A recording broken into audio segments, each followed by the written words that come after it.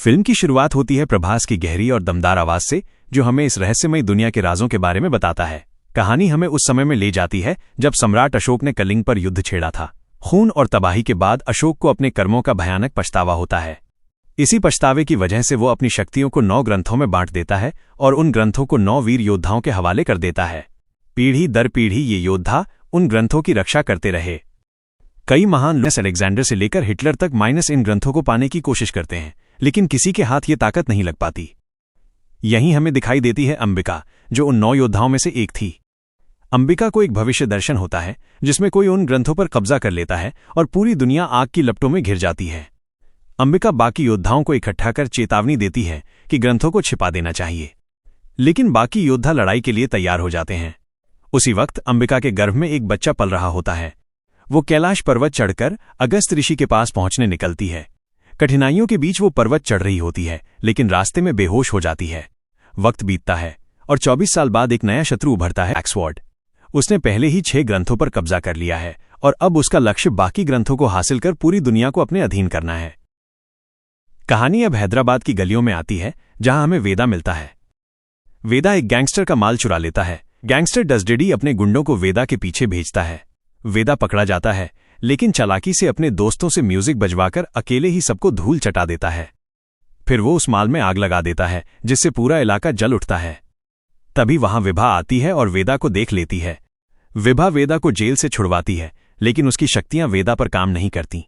वो वेदा को बताती है कि उसका असली कर्तव्य कुछ और है, क्योंकि वो एक खास योद्धा है, लेकिन वेदा इसे मजाक में उड़ा देता है। तभी विभा उसके दोस्त का मन पढ़कर संदेश भेजती है कि असली योद्धा मिल गया है। दूसरी तरफ ब्लैकस्वॉर्ड 7वें ग्रंथ की तलाश में जापान पहुंचता है, जहां मास्टर आकुजा उसकी रक्षा कर रहे होते हैं। धीरे धीरे कहानी और गहरी होती जाती है। विभा वेदा को उसकी मां के बारे में सच बताती है। ये सुनकर वेदा गुस्से से भर जाता है। ब्लैकस्वॉर्ड का एक फ्लैशबैक भी हमें दिखाया जाता है। अंबिका ने उसे चेतावनी दी थी, तुम चाहे 8 ग्रंथ पालो, लेकिन 9वां ग्रंथ तुम्हें कभी नहीं मिलेगा। विभा वेदा से कहती है कि वो अलग है, खास है, क्योंकि वो अनजाने में भी हमेशा अच्छा ही करता है।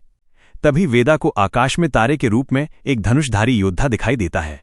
विभा वेदा को मातृक मुद्रा कराती है और कहती है कि अपनी मां को याद करो। वेदा की मां गर्व से उसकी आत्मा से बात करती है और कहती है तुम्हें मिराई के पास जाना होगा। इसके बाद कहानी मोरक्को जाती है, जहां ब्लैकस्वॉर्ड 8वां ग्रंथ भी हासिल कर लेता है। उसके रास्ते में आने वाले सभी रक्षकों को वो अपने जादू से मार डालता है। अब पूरी दुनिया उसके आगे झुकने लगती है। उधर ब्लैकस्वॉर्ड की टोली 9वें ग्रंथ की खोज में आश्रम पहुंचती है और वहां आग लगा देती है। फिर वे हैदराबाद जाकर विभा को पकड़ने की कोशिश करते हैं। होटल में घुसकर एक विदेशी महिला पुलिस वालों को भी मार देती है, लेकिन तभी वेदा सामने आकर उससे लड़ता है। दोनों के बीच जोरदार फाइट होती है। लड़ाई के दौरान वेदा पहाड़ों की ओर जाता है, जहां रोशनी से घिरा एक दिव्य शस्त्र उसकी प्रतीक्षा कर रहा होता है। उसकी रक्षा एक विशाल गरुड़ संपाती कर रहा होता है। वेदा की बहादुरी देखकर गांव वाले उसे अपना रक्षक मान लेते हैं।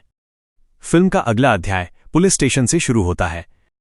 विभा अब पुलिस की कस्टडी में है और उसे टॉर्चर किया जा रहा है। दर्द से भरे हुए उसके चेहरे पर जज्बात साफ झलकते हैं, लेकिन वो टूटती नहीं है। अगस्त्य ऋषि वेदा को बताते हैं कि मिराई एक ऐसा शस्त्र है जो समय और स्थान की सीमाएं तोड़ सकता है, लेकिन उसकी असली शक्तियां तभी खुलेंगी जब वेदा अपना मन और आत्मा उससे जोड़ ले। वे उसे सिद्धा क्षेत्र जाने की सलाह देते हैं। इसके बाद कहानी ब्लैकस्वॉर्ड के बचपन में चली जाती है। असल में उसका नाम महावीर था। गांव वालों ने उसकी मां को चुड़ैल कहकर मार डाला। लोग अंधविश्वास में उसे मनहूस समझते रहे। बाप ने दूसरी शादी कर ली और सौतेली मां ने उसका जीवन नरक बना दिया। महावीर एक प्रतिभाशाली बच्चा था। उसने अपने दम पर पहाड़ काटकर पूरे गांव में पानी पहुंचाया, लेकिन लोगों ने शुक्रिया करने के बजाय सब श्रेय भगवान को दे दिया। इसी पल उसके दिल में भगवान के लिए गुस्सा भर गया। धीरे धीरे ये गुस्सा नफरत में बदल गया। उसने बुली को मारा, पंडित को खत्म किया, फिर अपने परिवार और पूरे गांव को जला डाला। यही नफरत उसे ब्लैकस्वॉर्ड बना देती है। कहानी वर्तमान में लौटती है। ब्लैकस्वॉर्ड अब विभा को पकड़ने अपनी विदेशी महिला को भेजता है। उधर वेदा अगस्त्य ऋषि के साथ सिद्धा क्षेत्र पहुंचता है। वहां उसकी मुलाकात अंबिका से होती है। अंबिका बताती है कि ये वही जगह है जहां भगवान राम ने ध्यान किया था और यही स्थान मिराई की असली शक्तियों को जागृत करेगा। यहीं से शुरू होता है महायुद्ध। ब्लैकस्वॉर्ड की सेना और विदेशी महिला आ धमकते हैं। लड़ाई के दौरान विदेशी महिला विभा के हाथ की नस काट देती है। विभा दर्द से चिल्लाती है। वेदा तुरंत मिराई को पवित्र स्थान पर स्थापित करता है। अचानक उससे तेज प्रकाश निकलता है और उसकी ऊर्जा वेदा में समा जाती है। वेदा 10 गुना शक्तिशाली हो जाता है। वो सब दुश्मनों को खत्म करता है और विदेशी महिला को भी हरा देता है। फिर मिराई की शक्ति से विभा के घाव भी भर देता है। अब वेदा और विभा कामाख्या द्वीप निकलते हैं, जहां गुरु अंगमबाली इंतजार कर रहे हैं। लेकिन रास्ते में पुलिस उन्हें पकड़ लेती है। पुलिस गोली चलाती है, लेकिन मिराई वेदा के चारों तरफ ढाल बना लेता है। फिर एक और फ्लैशबैक दिखाया जाता है, जिसमें छोटा महावीर अंगमबाली के पास था। अंगमबाली ने उसे बेटे की तरह रखा, लेकिन ग्रंथों की जिम्मेदारी अपने असली बेटे को दी। यही बात महावीर के दिल में नफरत भर देती है। उसने काला जादू सीखा, एक कंगन बनाया और पूरे गांव को अपना गुलाम बना लिया। अंत में अंबिका ने खुद को उस कंगन के साथ आग लगाकर बलिदान दिया और गांव वालों को मुक्त कराया। जाते जाते उसने चेतावनी दी, तुम 8 ग्रंथ पालोगे, लेकिन 9वां कभी नहीं। ये सुनकर वेदा गुस्से से भर उठता है। तभी उसे टूटते तारे की रोशनी में 9वां ग्रंथ दिखाई देता है।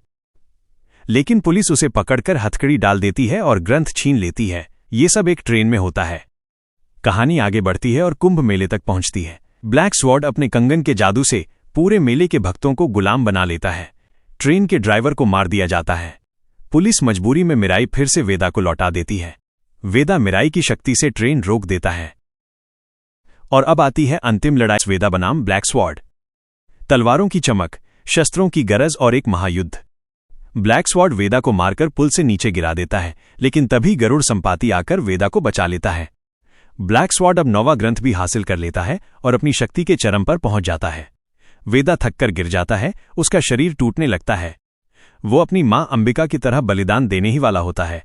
तभी अंबिका और अगस्त्य ऋषि की आवाज गूंजती है, जब तुम बलिदान दोगे, प्रकृति खुद तुम्हें बचाएगी। तभी मौसम बदलता है, बादल घिर आते हैं, बिजली कड़कती है, बारिश होने लगती है और आग बुझ जाती है। वेदा को भगवान राम का दर्शन होता है। मिराई राम का धनुष बन जाता है। जैसे ही वेदा उस धनुष को छूता है, उसके सारे घाव मिट जाते हैं। वो एक दिव्य तीर निकालता है और सीधा ब्लैक स्वॉर्ड के हृदय में मार देता है। ब्लैक स्वॉर्ड जमीन पर गिरता है और अपनी आखिरी सांस के साथ हमेशा के लिए खत्म हो जाता है।